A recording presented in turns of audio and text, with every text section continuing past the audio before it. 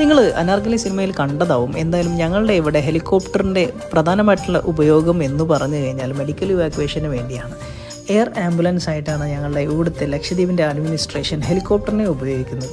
അത് പൊതുവേ ഏത് ദ്വീപിൽ എന്ത് വലിയ സീരിയസ് ആയിട്ടുള്ള ഇഷ്യൂ ഉണ്ടെങ്കിലും പെട്ടെന്ന് തന്നെ എമർജൻസി ആയിട്ട് തന്നെ കൊച്ചിയിലേക്കോ കേരളത്തിൽ എവിടെയെങ്കിലും നല്ല ചികിത്സയൊക്കെ എത്തിക്കണമെങ്കിൽ ഈ ഹെലികോപ്റ്റർ അത്യാവശ്യമാണ്.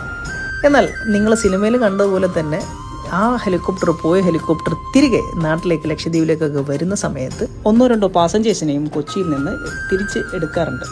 ഈ ഒരു യാത്രയിലൂടെ കുറച്ചു പേർക്കെങ്കിലും തിരിച്ച് കവരത്തിയിലേക്ക് വരാനോ അല്ലെങ്കിൽ ലക്ഷദ്വീപിലെ ഏതെങ്കിലും ഒരു ദ്വീപിലേക്ക് വരാനോ സാധിക്കുന്നതാണ്. പലപ്പോഴും ഷിപ്പ് കിട്ടാത്തത് കൊണ്ടോ ഫ്ലൈറ്റ് ടിക്കറ്റ് ഫുള്ളായ സമയത്തോ ഇതുപോലെയുള്ള ഹെലികോപ്റ്റർ സർവീസ് വളരെ ഗുണം ചെയ്യാറുണ്ട് ലക്ഷദ്വീപുകാർക്ക്. ഈ ഒരു യാത്രയ്ക്ക് ചിലവ് വരുന്നത് ഏകദേശം ഒരു 6000 രൂപയുടെ അടുത്താണ്. ലക്ഷദ്വീപുകാർക്കാണെങ്കിൽ അത് നോൺ ഐലൻഡേഴ്സ് ആണെങ്കിൽ അതിൽ കൂടും.